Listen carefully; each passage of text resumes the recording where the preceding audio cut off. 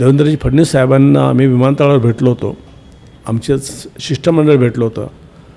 फडणवीस साहेबांनी देखील आस्थेने लक्ष घातल्या विषयामध्ये आणि सांगितलं की तुमची मागणी रास्त आहे आणि चुकलेलं आहे की जर डॉक्टर बाबासाहेब आंबेडकरांसाठी जर जागा राखीव ठेवलेली असेल तर ती तुम्हाला दिलीच पाहिजे.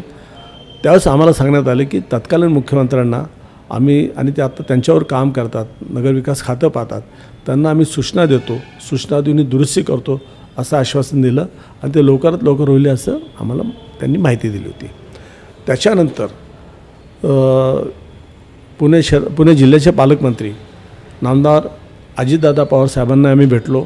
त्यांनी देखील ते सांगितलं ही अतिशय मोठी चूक आहे की परमपूज्य नेते डॉक्टर बाबासाहेब आंबेडकरांच्या सांस्कृतिक भवनासाठी राखीव ठेवलेली जागा ही अशा पद्धतीने जर कुठं वितरित होत असेल तर ते चुकीची गोष्ट आहे.